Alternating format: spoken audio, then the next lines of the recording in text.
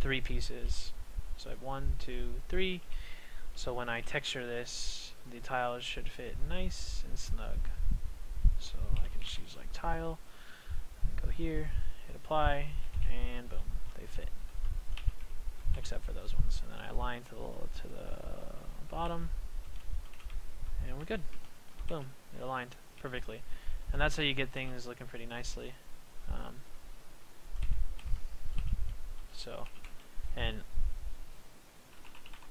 Usually I don't texture though right away. Some people do. Now, say I was done with this level, okay? This is going to turn really crazy really quick here. Let me put a ground in so it doesn't mess with your eyes.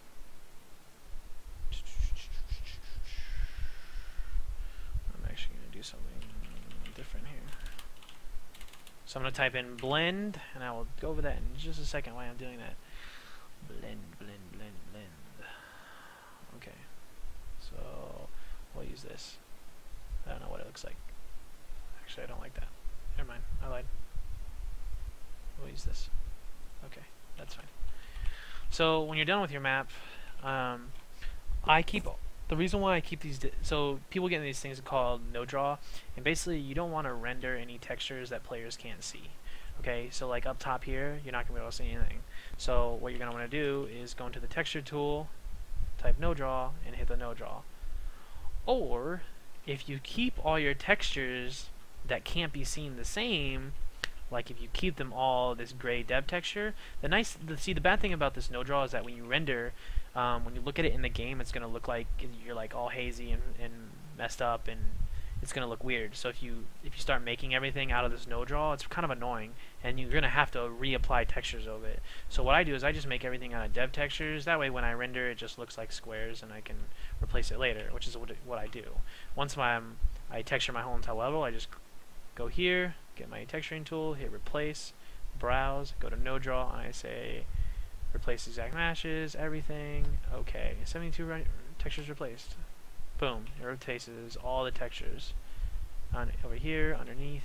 So it's just a little click way to work out things. So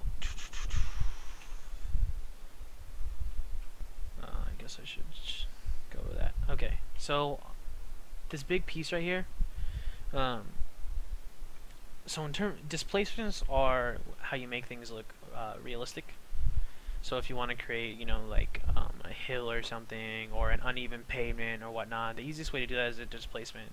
So you go over here to your texture tool again, you left click the face you want, hit displacement, hit create. I always use a power of 3. Oops, I missed a texture there. And then you can hit paint geometry. I always use not spatial, and I usually start off with like 3 or something. And you can just mess around with how everything looks.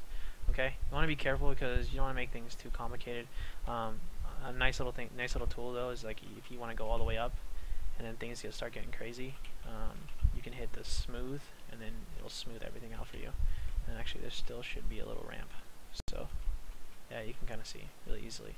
Now, the problem with displacements is that they don't seal your map. So if you have a floor, so everything in your map needs to be sealed. The player cannot see this abyss black. If he does, then you're going to get an error, and everything's going to be messed up. Usually the map will run. The problem is that you'll get like a full brightness, and your map will look messed up. So in the beginning, let me just reopen this back up. In the beginning, what people do, and what they did, is they just make a giant box. So that's exactly what they did here. They use the skybox texture.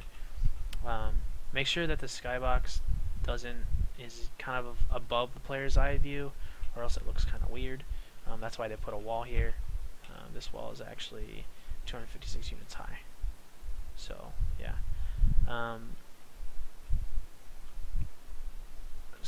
So just to go back to this, when you're mapping, please make sure that you notice how when I move these walls, it changes by 8. When you first start mapping,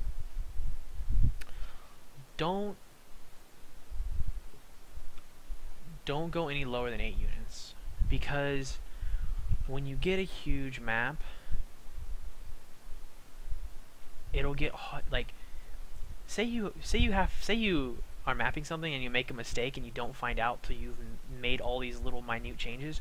You're gonna have to go back in that grid and look really tiny, like really small, and move everything over like 1 unit. But if you keep everything big, it makes everything much easier to modify. So what I do is I work all the way at 8 units until I map out I map out the whole skeleton of my map, and then I go back with like 4 units and add, you know, a little things a little here and there. Now what you're looking at is actually my map. I'll show you it in Mars View. So I don't think I'm a bad mapper. I just feel like I'm a lazy ass mapper. So what you can see here is the NoDraw is where no one can see. I made it NoDraw, and I just did that the same way. I used dev textures all the way through, and then I just replaced the dev textures with NoDraw once I had textured everything. So this map's fully running and whatnot.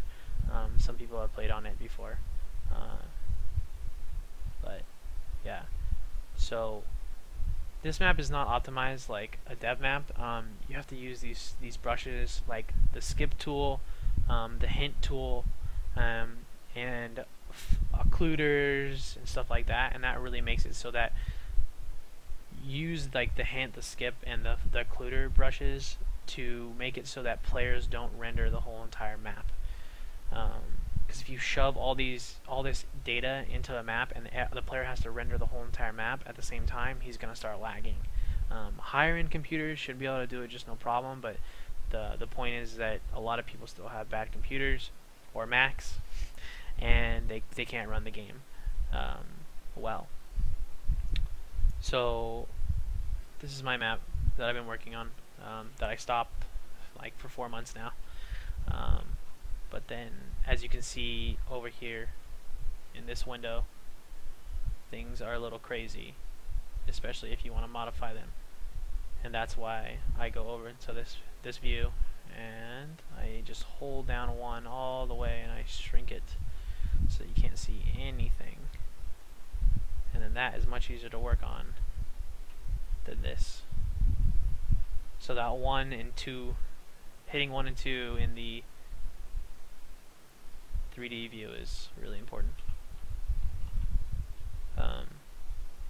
So I guess I can go over a little bit of the spawns and the blockage. So a big deal here is that to be a good mapper, you don't necessarily have to be a good player, but you definitely have to understand what sucks in the game. So at minimum, most maps need to have 3 ways out of spawn. If they don't have 3 ways out of spawn, then people can camp them. I do it all the time. I don't, you know, I'm a kind of tactical player, but I just love killing people. I don't really care whether it's cheap or not. If it's, you know, and that's why as a mapper you need to alleviate some of that stress that you'll cause new players by having, you know, 1 way out of spawn.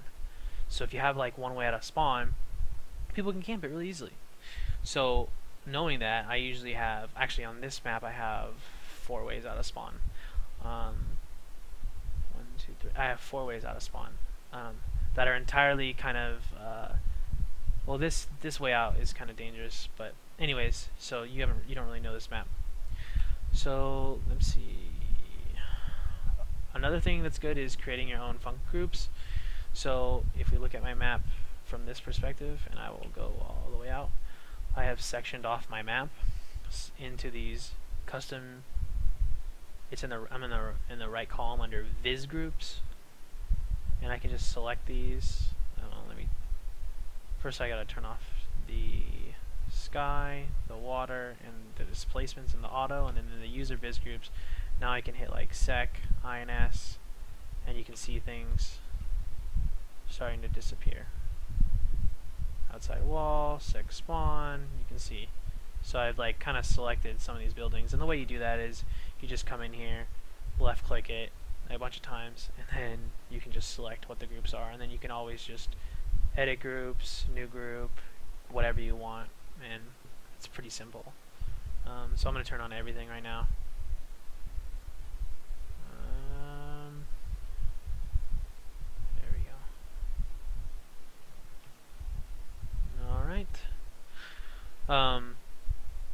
So, you know, everything is really simple. If you just go over the way that, or the maps that are already set up, then you can pretty much do everything yourself.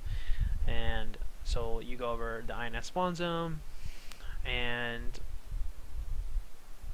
then you just set it to security, and that's pretty much it. The flags, ignore player use, whatever. That's not the big deal. So, you know, all I did with this was I just created a brush. So any old brush.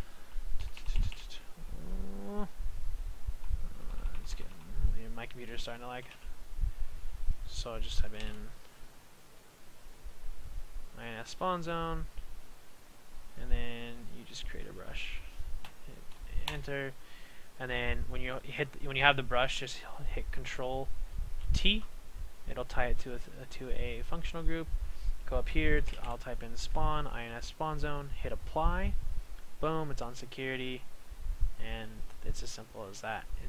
And then inside the spawn zone, you put the INS spawn points, and putting all these player models, it'll they can face certain ways and whatnot.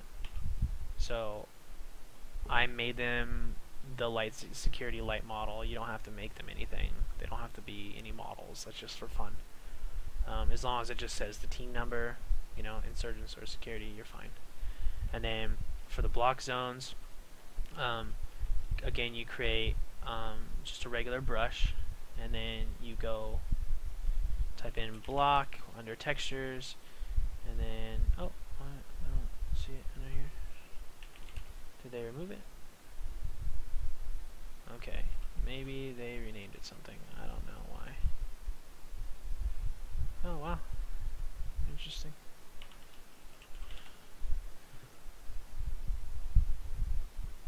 Huh.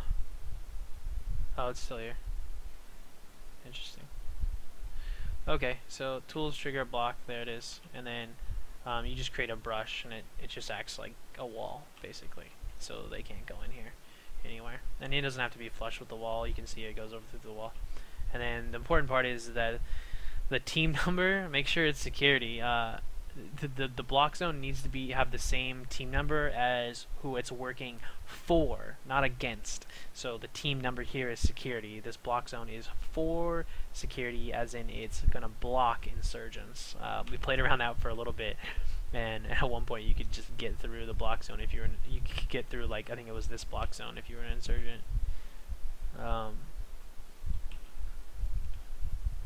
So yeah, just playing around with other things. There's, you know, a few tricks like that I mentioned, the R tool, using the radius tool, and then using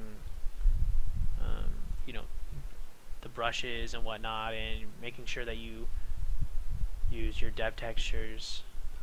But please, when you design your maps, if you want to create them detailed in the beginning or not, or if you just want to map out the whole skeleton and then texture, please make sure that there's enough ways out of spawn. That is a huge issue. Like, if there's not one thing you can't get right, please make sure that there are at least 3 ways out of your spawn.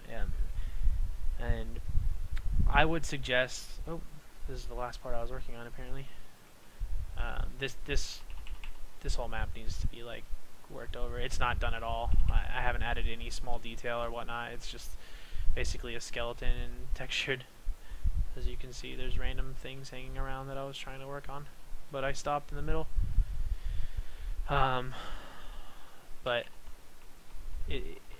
everything's, anyways, I ate up way more time than I wanted to. I can't believe this is so long. But if you have any questions, this is pretty much all over the place. I kind of had a plan for the tutorial and then it ran over. So if you have any questions, I can create a more direct tutorial and answer any questions on the YouTube video, or just add me on Steam, Ryuka link, and I can answer your questions there. Just play around with your friends and whatnot, and just make sure there's enough ways out of spawn, please, because that's a huge problem with people that make maps right now, is that they have no idea how to play the game, and they just create these spawn zones, and you can just like camp in a corner and kill everyone.